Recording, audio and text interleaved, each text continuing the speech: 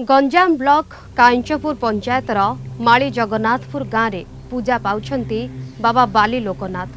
बाबा महिमा अपार। बाबा भक्तों डाक शुणुवा विश्वास रही। आउ ए विश्वास को आधार करी भक्त छुटी आसती बाली लोकनाथों पीठ को। किंबदंती कहे यहाकू प्रभु श्रीराम स्थापन करथिले। तेबे कालक्रमे यह बाली रे पोती होई जाइथिला। थरे पारला महाराजा पुरीरू पारला खेमुंडी जाउथबा बेले मंदिरर त्रिशूल घोड़ा टापुरे बाजी रक्तस्राव होइथिला। और राजांको आदेश रे पोती होइथिबा मंदिरर पुनरुद्धार करागला। बालीरू उद्धार करा जाइथिबारु महादेवंकु बाली लोकनाथ बोली कुहागला।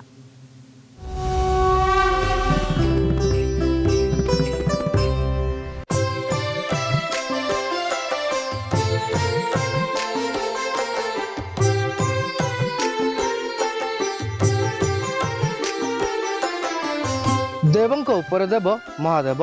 महादेवंक अपार करुणा पाई समस्त भक्त व्याकुल होता बेले प्रत्येक शैवपीठ में महादेव को दर्शन करने भिड़ देखा मिले। प्रत्येक शैव मंदिर ऐतिह्य संस्कृति को लोकलोचन को आने कलिंग टीवी निआरा कार्यक्रम श्रावण शैवपीठ। यही क्रम आज देखा गंजाम जिला गंजाम ब्लॉक अंतर्गत कांचपुर पंचायतर माली जगन्नाथपुर ग्राम में विजय करथिबा बाबा लोकनाथ मंदिर में। तेबे ए मंदिर में कौन रही बाबा ऐतिह्य एवं किंबदंती आसतु देखा आज सेगमेंट रे। गंजाम ब्लॉक रो कल्याणपुर ग्राम दे गले पुण्यतोया ऋषिकुलिया नदीर पार्श्वरे माली जगन्नाथपुर ग्राम में प्राय 7 एकर जगार रही बाबा बाली लोकनाथଙ୍କ मंदिर। पौराणिक किंबदंती कुहे प्रभु रामचंद्र वनवास समय रे एठी महादेवଙ୍କ लिंग स्थापन करी पूजार्चना करिथिले। कालक्रमे ताहा नदी बाली रे पोती ही जाइथिला।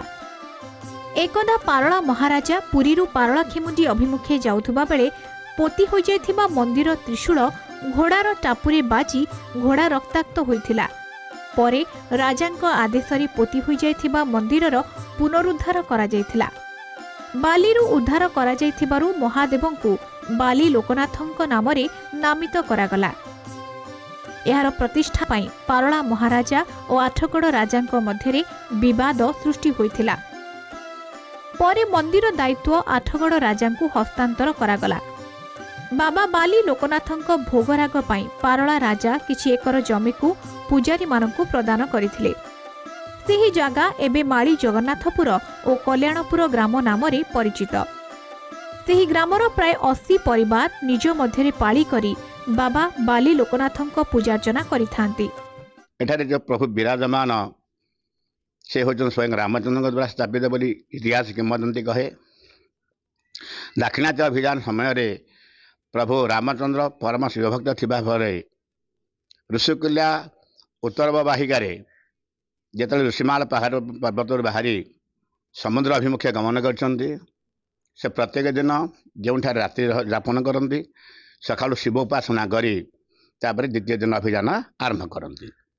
ठीक से भाई आम देखा जदि प्रताप तुम्बेश्वर सिद्धेश्वर बाली लोकनाथ बटेश्वर ये प्रसिद्ध ऋषिकुल्या उत्तर अववाहिकार 8टी महादेव उपस्थित अच्छा। से मध्यरु बाली लोकनाथ एक सुप्रसिद्ध देव। आमर कमेटी अच्छा आम मालीसाई कमेटी आम 80 घर अच्छु। पानी फूल सकाळु दिया होछि। नड़िया कदली विभिन्न प्रकार पूजा करा होछि। और 12टा पर आमर अन्न भोग प्रसाद पूजा होछि। आमर कमेटी अच्छा बाहर जो कमेटी अच्छा अनुष्ठान निम्न सब कार्य कर सब आड़ भक्त माने गवेषक मैंने कहते 1500 वर्ष पूर्वर ये मंदिर बोली किंतु आर आ गोटे ऐतिह्य रही जेतेबेले पारला महाराज थिले आमर सेतेबेले से कौन गंगवंश मते कह जाउतिला से जेतेबेले पुरी रु आसुथांती पारला खेमंडी से समय पात्र मंत्री संगे आसुथिले घोड़ारे से आसुथिले। घोड़ारे जेतेबेले आसुथिले घोड़ार टापू लागि जाइथिला केतले लगी जाइथिला।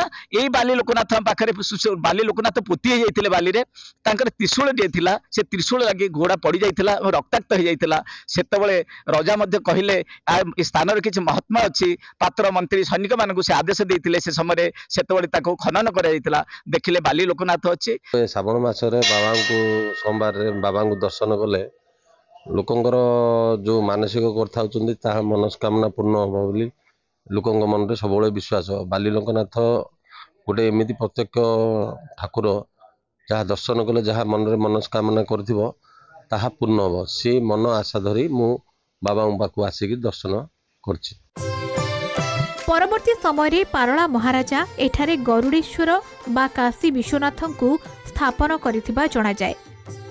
ପ୍ରତ୍ୟେକ ମାସର ସୋମବାର, ଶନିବାର, ସଂକ୍ରାନ୍ତି, ଶିବରାତ୍ରି, କାର୍ତ୍ତିକ ମାସ ଓ ଶ୍ରାବଣ ମାସର ପ୍ରତ୍ୟେକ ସୋମବାର ଦିନ ବହୁ ଭକ୍ତ ବାବା ବାଲି ଲୋକନାଥଙ୍କ ମନ୍ଦିରକୁ ଆସି ବାବାଙ୍କ ଦର୍ଶନ କରିଥାନ୍ତି। ଶ୍ରାବଣ ମାସର ସୋମବାର ଦିନ କାଉଡ଼ିଆମାନେ ଏଠାକୁ ଆସି ଦେବଦେବ ମହାଦେବଙ୍କ ମସ୍ତକରେ ଜଳାଭିଷେକ କରନ୍ତି। ଦିନର ପ୍ରଥମ ପ୍ରହରରେ ଏଠି ବାବାଙ୍କୁ ନଡ଼ିଆ ଓ କଦଳୀ ବାଳ ଭୋଗ କରାଯାଏ। ମଧ୍ୟାହ୍ନରେ ବାବାଙ୍କୁ ଭାତ ଡାଲମା ଭୋଗ କରାଯାଏ।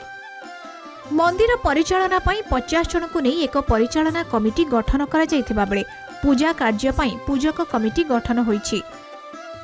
ମନ୍ଦିରକୁ ଆସୁଥିବା ଭକ୍ତଙ୍କ ଦକ୍ଷିଣା ସ୍ୱରୂପ ଆଦାୟ ହେଉଥିବା ଟଙ୍କା ପୂଜକମାନଙ୍କ ମଧ୍ୟରେ ବଣ୍ଟାଯାଇଥାଏ ଏବଂ ମନ୍ଦିରରେ କର୍ମକର୍ମାଣୀ ଓ ବଡ଼ ଧରଣର ପୂଜା ପାଇଁ ଆଦାୟ ହେଉଥିବା ଟଙ୍କା ମନ୍ଦିର ଉନ୍ନତିରେ ଲାଗିଥାଏ ବୋଲି ପରିଚାଳନା କମିଟି ପକ୍ଷରୁ ସୂଚନା ମିଳିଛି।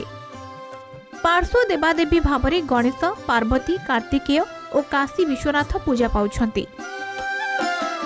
ମନ୍ଦିର ଅପର ପାର୍ଶ୍ୱଟି କାଜୁ ଓ ଝାଉଁ ଜଙ୍ଗଲରେ ପରିପୂର୍ଣ୍ଣ। ମନ୍ଦିର ପାର୍ଶ୍ୱରେ ଏକ ସୁନ୍ଦର ପାର୍କ, କଲ୍ୟାଣ ମଣ୍ଡପ, ରୋଷେଇଶାଳ, ମନ୍ଦିରର ଉନ୍ନତିକରଣ ଓ ଚାରିପାର୍ଶ୍ୱରେ ଗଛ ଲଗାଯାଇ ସୁସଜ୍ଜିତ କରାଯାଇଛି। ମନ୍ଦିରରେ ପାଣି ଟାଙ୍କି ନିର୍ମାଣ ପାଇଁ ଛତ୍ରପୁର ବିଧାୟକଙ୍କ ହାତ ପାଣ୍ଠିରୁ 5 ଲକ୍ଷ ଟଙ୍କା ସହାୟତା ଯୋଗାଇ ଦିଆଯାଇଥିବା ବେଳେ ଖୁବ୍ ଶୀଘ୍ର ଏହି କାମ ଆରମ୍ଭ ହେବ। ମନ୍ଦିରକୁ ଯିବା ପାଇଁ ସରକାରଙ୍କ ତରଫରୁ ରାସ୍ତା ମଧ୍ୟ ନିର୍ମାଣ ସରିଛି। ଏହାକୁ ଏକ ପର୍ଯ୍ୟଟନ ସ୍ଥଳୀର ମାନ୍ୟତା ମିଳିଲେ ବହୁ ସଂଖ୍ୟାରେ ଶ୍ରଦ୍ଧାଳୁ ଏଠାକୁ ଆସିପାରିବେ ଏବଂ ମନ୍ଦିରର ଅଧିକ ଉନ୍ନତି ହୋଇପାରିବ ବୋଲି କହିଛନ୍ତି ସ୍ଥାନୀୟ ବାସିନ୍ଦା। କରୋନା ମହାମାରୀ ସମୟରେ ବାବା ବାଲି ଲୋକନାଥଙ୍କୁ ପୂଜାର୍ଚ୍ଚନା କରି ବହୁ ଭକ୍ତ ସୁସ୍ଥ ହୋଇଛନ୍ତି ଏବଂ ବହୁ ଭକ୍ତଙ୍କ ମନସ୍କାମନା ପୂର୍ଣ୍ଣ ହୋଇଛି ବୋଲି ବାବା ବାଲି ଲୋକନାଥଙ୍କ ନିକଟକୁ ଆସୁଥିବା ଶ୍ରଦ୍ଧାଳୁମାନେ କହିଛନ୍ତି। ବାବାଙ୍କ ତ ଏଠୁ ମୂର୍ତ୍ତି ଫୁଟି ବାହାରିଛି। ମୂର୍ତ୍ତି ବହୁତ ଐତିହାସିକ ମୂର୍ତ୍ତି, ଗଞ୍ଜାମ ସହର ଐତିହାସିକ ମୂର୍ତ୍ତି ବାବାଙ୍କ ମୂର୍ତ୍ତି। ବହୁତ ଲୋକଙ୍କ ମାନସିକ ଥାଏ, ମାନସିକ ପୂର୍ଣ୍ଣ ହୁଏ ବୋଲି ଲୋକ ପାଣି ଢାଳିବାକୁ ଆସନ୍ତି। 2ଟି କମିଟି ଅଛି। ଗୋଟିଏ ହେଲା ପୂଜାରୀ କମିଟି, ଯେଉଁମାନେ କି ତାଙ୍କର ଏ ତୋଟା ଆଉ ତାଙ୍କର କିଛି ଆଦାୟରୁ ସେମାନେ ରଖି ଗୋଟେ କମିଟି କରିଛନ୍ତି। ସେଠି ମନ୍ଦିରର କିଛି କିଛି ଉନ୍ନତି କରନ୍ତି। ଆଉ ଦ୍ୱିତୀୟ କମିଟିଟା ହେଉଛି ଆମର 40ରୁ 50 ଭାଇ ଆମେ ଅଛୁ। ଉନ୍ନତିକରଣ ଯାହା ବି ସରକାରୀ ଅନୁଦାନ ଆସେ ସେଇ ସରକାରୀ ଅନୁଦାନକୁ ଆମେ ଠିକ୍ ଭାବରେ ପରିଚାଳନା କରୁଛୁ। ହଁ, ବାଲି ଲୋକନାଥଙ୍କ ମନ୍ଦିରଟା ଦେଖି ବହୁତ ଖୁସି ଲାଗିଲା। ଆମର ଏମିତି ଟିକେ ଶୁଣିଥିଲୁ ମନ୍ଦିର ବିଷୟରେ, ଭଲ ଲାଗିଲା। ଦର୍ଶନ ବି ବଢ଼ିଆ ହେଲା। ଏଠୁ ଯେଉଁମାନେ ଥିଲେ ସେମାନେ ବହୁତ ସହଯୋଗ କରିଛନ୍ତି ଆମକୁ, ବହୁତ ଖୁସି ଲାଗିଲା। ବାବା ବାଲି ଲୋକନାଥଙ୍କ ଅପାର କରୁଣା ଲାଭ କରିବା ପାଇଁ କେବଳ ଗଞ୍ଜାମ ଜିଲ୍ଲା ନୁହେଁ, ରାଜ୍ୟର ବିଭିନ୍ନ ପ୍ରାନ୍ତରୁ ଛୁଟି ଆସନ୍ତି ଭକ୍ତ ଏଠାକୁ। ବାବା ବାଲି ଲୋକନାଥଙ୍କୁ ଦର୍ଶନ କରିବା ସହିତ ଏଠାର ମନମୁଗ୍ଧକର ପରିବେଶକୁ ବୁଲି ବେଶ ମଜା ଉଠାନ୍ତି। ମାଇଲଜନାଥ ଗ୍ରାମରୁ ସନ୍ତୋଷ କୁମାର ସାହୁ, କଳିଙ୍ଗ ଟିଭି।